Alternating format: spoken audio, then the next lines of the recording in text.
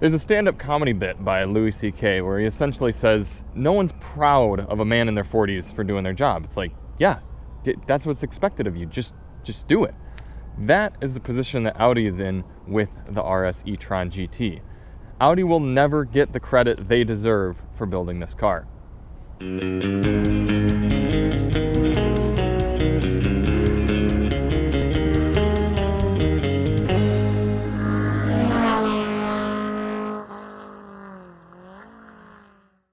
Hey everybody, it's Charlie from Daily Motor, and I'm here shooting this review because Chris Brower has now decided that he won't shoot reviews on anything except Mercedes S-Classes, so I had to take this one on myself.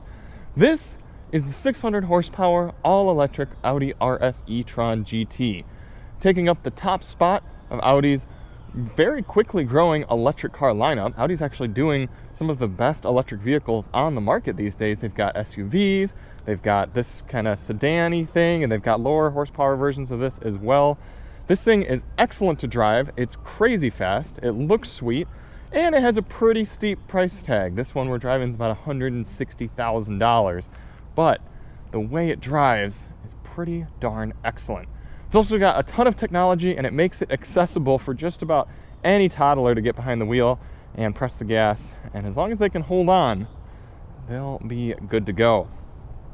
A few interesting things of note before we get going. 2 charge ports. Got one on this side. It's just your standard level 2 charger, and right off the bat, big annoyance, you're paying $160,000 and you're still getting a flappy manual flop open thing. How come Tesla can put out cars that are $40,000 and have a power charging flap? I've never understood that, why more brands don't do that. It's such a nice feature. On the other side, you do have a very similar thing, but you have your level 3 flap there as well, so you can put in the extra fast charger. Big old tires on big old wheels and huge calipers in there. Looks like we got carbon ceramic brakes, giant calipers slowing this big heavy car down. We are running Goodyear Eagle F1 tires. What do we got in the front? 265s in the front, 305s in the rear. So this thing is large. You got a decent sized trunk as well. Kind of looks like it should be a lift back, but it really isn't. Gonna open that up, and you got your charger back there. Some trunk space, a little bit of underfloor, weird compartment there. So it certainly is a usable vehicle, and that reflects in the rear as well, especially considering the performance capabilities of this thing. You're really going up against things like the Mercedes GT63S, BMW M5, those sort of cars in terms of performance, and similar sort of amenities and space as well. Maybe a little bit less room than one of those larger vehicles in back, actually, but adults could sit back here. I'm 5'10". My head is just starting to hit the roof. I got plenty of knee room, but my back is quite reclined straight up and down. So there is that. While it might not be the prettiest car on the market, I think it's striking. I think that's more important for Audi right now than to just be pretty. You've got pretty familiar Audi design language in here. Some kind of hexagon-y looking things going on. You can see the car came to life without me doing anything. I like that. Little tiny bit of storage. If you do want to see more on this car, we shot a review of the Bang & Olufsen audio system as well as a members only sound test on that. And we did a range test where this thing did pretty darn well. It did more than its EPA estimated range, which I really respect and appreciate. And I think that should get us right into our conversation of kind of what I said at the beginning. This car goes it's 2 ways of looking at it for Audi.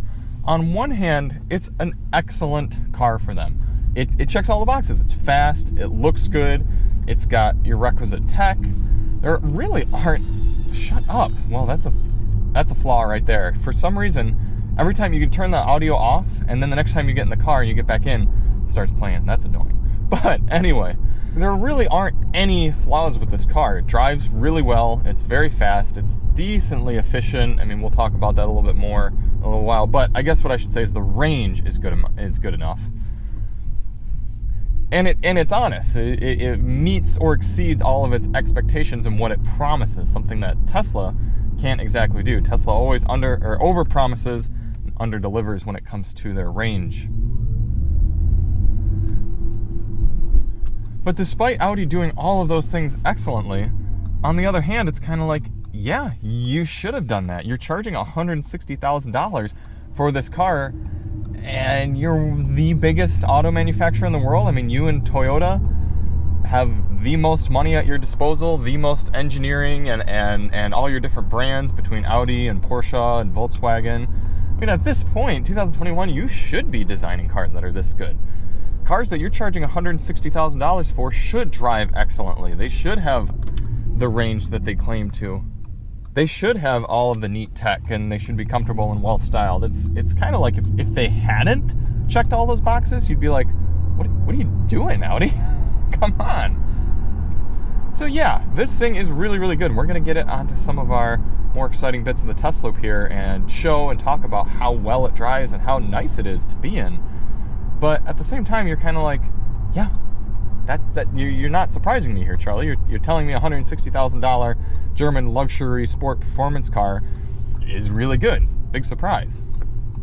So just the fact that they have electrons powering the wheels rather than gasoline explosions, that shouldn't really change the fact that this is a good car. If anything, it makes it a little bit easier because they layered this thing with a huge amount of batteries. You got 93 kilowatt hours of power underneath you here. So it's big and it's heavy. They pretty much just threw power at the problem. And yeah, you've got electric motors that propel you 0 to 60 in about 3 seconds, about 600 horsepower. Don't get me wrong, it's incredible. I'm gonna put it in dynamic right here. Oh man. I mean, it takes off. And what's even more incredible than the instant acceleration is the fact that with this 2-speed transmission, the powertrain, it grabs a second gear, both literally and figuratively, and continues to sprint up to its top speed very, very quickly, quicker than just about any other electric car, especially ones that don't have as much, or especially ones that only have as much power as this thing does. Plenty of grip, very well balanced as well.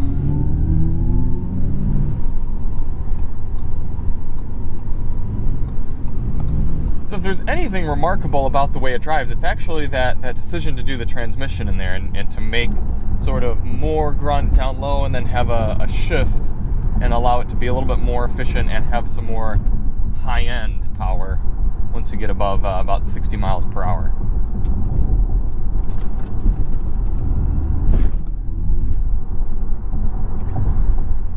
The problem is power is cheap and power is easy, and with electric cars coming into our life very quickly here, everyone's going to have power. I mean, our $43,000 commuter Tesla Model Y has a lot of power, 0 to 60 around 5 seconds, and for someone like Alyssa, who is just used to driving mundane cars throughout her life, that thing is crazy fast for her. I think we should embarrass this Camaro.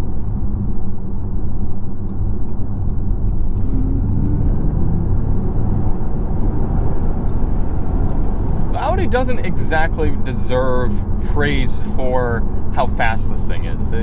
Fast EVs are going to be old news really quickly. What they do deserve praise for is how engaging this thing still is to drive. We need to stop evaluating electric vehicles on their speed and raw numbers and start evaluating them on how satisfying they are to be behind the wheel.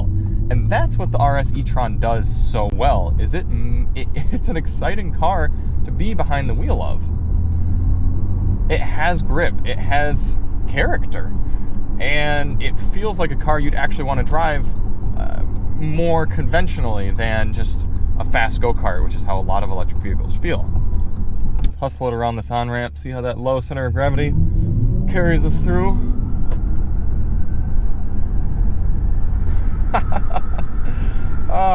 Great grip and great balance. Again, anyone can throw grip at a car with a lot of tire, but this thing has a nice weight balance as well. And then again, even up here at highway speeds, just an incredible amount of pull. It really is. And on top of that, you toss it into comfort mode, set the cruise, and it's got a good active lane keeping as well. We'll come into this corner. Look at that, it's steering us right around.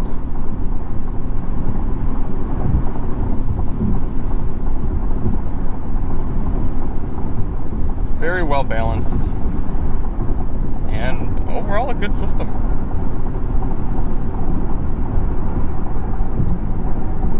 But again, going back, it's not the technology and the power that make this car compelling. It's the fact that you can toss it in, get on it. It has a little bit of an oversteer tendency, especially if you turn off the traction control and stability control. You can really get this thing to hang out.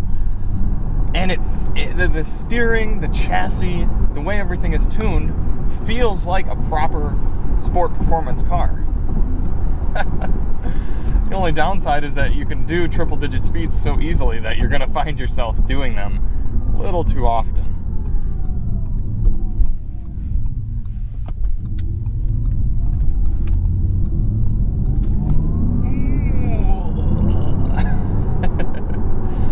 And that gets into another conversation of electric vehicles being sporty performance cars at this point. I mean, Chris Amos and I talked about taking this out to Gingerman Raceway and doing some track laps with it, but ultimately decided against it because that track is 150 miles away and there's no charger at the track for this car. There's chargers for Teslas, but no chargers for non-Teslas, if you will. So it was like, well, we wouldn't really be able to do much with it because there'd be no way to charge it once we get out there. And it's like, yeah, okay.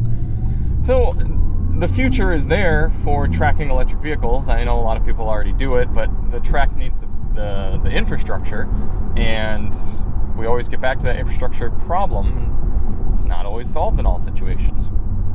So the RS e-tron is an excellent car, but will anybody care? I hope so. I think Audi deserves praise not only for this car, but for their entire e-tron lineup. Whether you can tell or not, they are leaders right now in the electrification game. That probably has a little something to do with Dieselgate and the fact that they need to do a mixture of distracting from that as well as sort of filling the gap for people who bought diesel cars and now want some other sort of alternative energy.